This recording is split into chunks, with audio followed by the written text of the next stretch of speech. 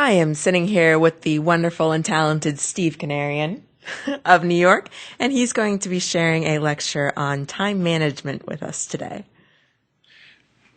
Hi, thank you, Louise.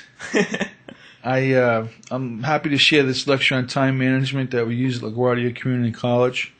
I took some classes in organizational management for my bachelor's degree, and in my master's degree I learned that time management is important. And after seeing what medics go through, it was very helpful to teach them in time management. What we look for with paramedics are paramedics that are capable, clinically, didactically successful, and clinically competent. And to achieve that, you need to be organized and a disciplined student. Most people aren't organized and able to manage their time effectively. We think that we're very busy, we don't have a lot of spare time, but I find the average person has probably about 30 hours a week that we waste in things like watching Discovery Channel, playing video games, or people instant messaging their friends, or some of the students going out clubbing and things. To pass the paramedic program as a goal, you need to set the goal in the positive that I am becoming a paramedic. I will become a paramedic on August 28th, 2009, or whatever year you're in school. And to have a goal, a good goal needs to be specific and in writing, measurable, defined, and be achievable, and be in the present tense. I am becoming a paramedic. Time related. The deadlines need to be realistic. You write down your goal and list the things you'll be doing. I will read. I will prepare questions for class. I will do the exercises. I'll be actively involved in class. I will sacrifice by not hanging out, by not picking up overtime, and by cutting out things like video games and talking on the cell phone, and by communicating with people. Now, to have a goal and to make good decisions, you always have to look back at your values. And I always see that in people. Your health comes first, your family, and the necessity to make a living, and then comes school. And people need to study, make their clinical rotations to excel in the program. So the time stealers typically are the things we mentioned, like TV, video games, and cell phones. And to identify that, these obstacles, we need to look at what we do every week. And also we need to learn to say the two-letter word that we all say find very hard to say. And that's how to say no. Rather than tell somebody no, you say, I would like to do that, but I have to study. I'm in medical school. Mm-hmm. Yes, that sounds fun, but I have to wait until, when I'm done my assignments. Call me Sunday. And real friends and family will help and understand you. What we do is we do a time management activity with the students where you fill out on a form. There's 7 columns, what they do every day. Sleep from midnight to 8 usually. Mm-hmm. And if you're lucky enough to get 8 hours of sleep. And then your commuting time, working, commuting, shopping, studying, whatever you're doing, TV and stuff. And at the end of the week, you can identify where your time is spent and looking at time stealers. I find the average student generally has about 30 hours that they're not using optimally.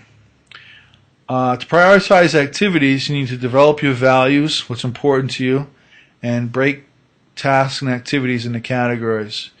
Family, studying, school, exercise, and miscellaneous. And it's important to exercise and deal with stress in medical school because medical school can be very stressful. It's good to form groups and do things like go for walks or exercise to reduce stress. And once you've identified your priorities, you number them in order of the order you want to perform them. There may not be time for some other things. That's just the reality. So we become paramedics by having a successful year, and a successful year is using a successful week every week. I tell students to list the activities you need to do for the week, Prioritize, schedule your day, and develop a routine. Carry drug cards with you, a protocol book. You can study while you work on the ambulance. You can study while you're on the train or taking the bus. And students should know their best time for studying when they have the most energy.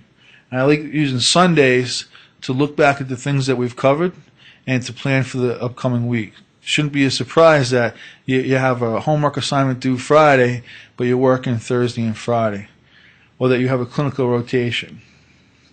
So I say organized days make successful weeks, and successful weeks make a successful year, and a successful year makes a paramedic. There's a sheet that's attached to this.